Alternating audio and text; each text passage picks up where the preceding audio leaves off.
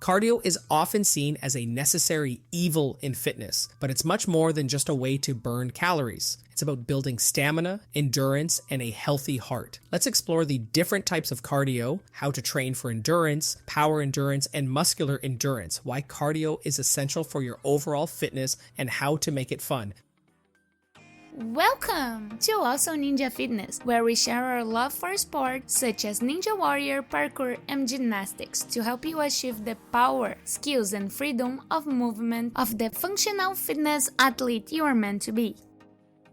Cardio is much more than just running on a treadmill. Cardio involves any activity that raises your heart rate and keeps it elevated for a sustained period. It's all about building stamina and endurance, which are crucial for both athletic performance and daily life. Cardio exercises strengthen your heart and lungs, improving your body's ability to deliver oxygen to your muscles. What that means is your body can go harder for much longer, which also means you can get more out of your training that isn't cardio, such as strength and skills, because you are not out of breath all the time. Bonus, it helps improve your energy levels, enhances your mood, and even supports better sleep. There are different types of cardio, but as long as you are doing an activity that raises your heart rate for a period, you can train cardio. It can be fun, such as dancing, parkour, swimming, anything. Cardio does not have to be just running and just the treadmill. Many people love it, but I could never. It was frustrating to work so hard to go nowhere on a treadmill. When I first trained in parkour, we did mini relays of going from one place to another. The floor is lava was our cardio. It was fun and effective. Understanding what cardio is and its benefits is the first step. As I said, there are different types of cardio and what each type offers. That might change how you train based on your goals. Cardio can be trained in as little as 5 minutes if you want to. Let's get the maximum benefit with minimal effort. According to the American Heart Association, engaging in at least 150 minutes of low-intensity cardio or 75 minutes of high-intensity activity per week can provide substantial health benefits. Many other experts say you can still get benefits at lower numbers. Many recommend half of those numbers. That's a 10, 15-minute walk, swim or bike ride every day, or 2 workouts of 20 minutes of higher intensity. Want to save even more time? If your goal is simply to improve stamina and maintain a healthy heart, simply do your resistance workouts as a superset where you work on the opposing muscle instead of waiting. Fewer strength gains, but multitasking. What about short bursts of activity, like taking the stairs instead of the elevator? You can make a lot that is day-to-day work on cardio. The key is consistency and making sure you engage in some form of physical activity regularly. Minimalistic cardio training helped me realize that staying active doesn't have to be complicated or time-consuming. Most of my cardio training comes from another benefit or goal. For example, in our free training program, we have an animal flow day that works on mobility and that mind-body connection for flips and tricks, and so happens to work cardio at the same time. We are making PETA angry without how many birds this one stone can take out. Now let's delve into more specific forms of cardio. You might want to get better than the 100, or you are looking at a marathon. Those use different systems, so let's look at some of them, starting with anaerobic lactic cardio, which focuses on quick bursts of power. What's the difference between a sprint and a marathon?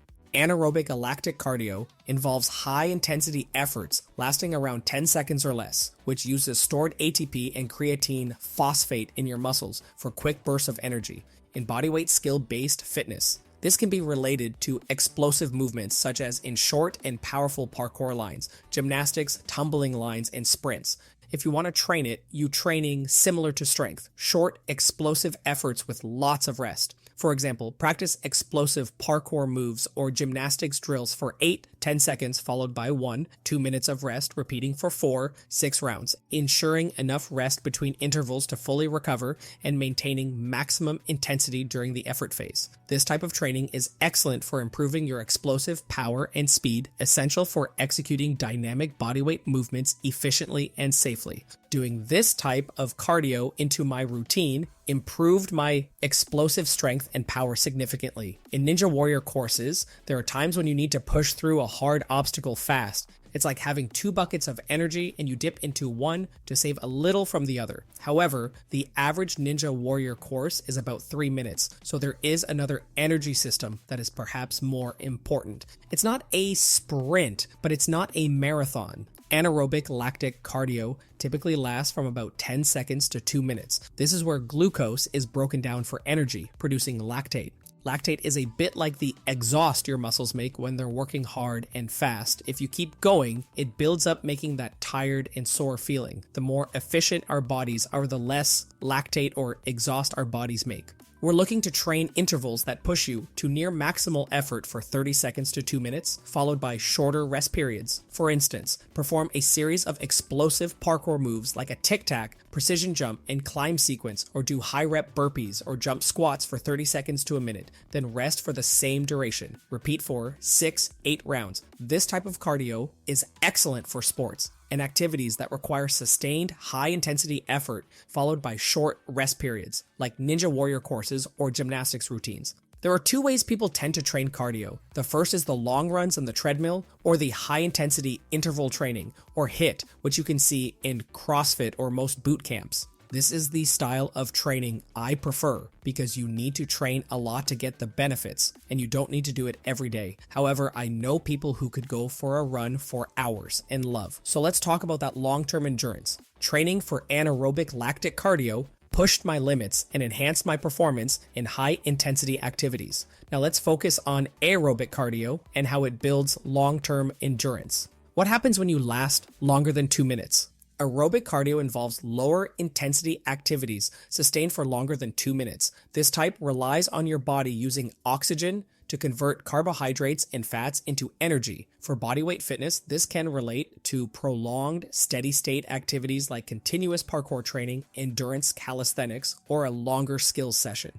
This is the cardio system we tend to use the most and think of when we think of cardio. The heavy breathing and the marathon runs, endurance. Get better, do steady-state cardio sessions lasting 30 minutes to an hour or more. Aim to maintain a moderate intensity where you can still hold a conversation. The best part is that it does not need to be intense or hurt your joints. A nice swing, a bike ride, or a hike all can hit those targets. The downside is you need to do it more often. This is the one I do the least, mostly because I do not enjoy it. That does not mean if you do not train all three systems, you get none of the benefits of the other. Both types of training can improve overall cardiovascular health, increase endurance, and enhance muscle efficiency. They can make you a more well-rounded athlete. Each type of training is optimized for different outcomes. To maximize performance in one area, like sprinting or marathon running, you need to include specific training that targets that energy system. If your goal is just to improve your stamina, do cardio that is fun and raises your heart rate for a while. That's it.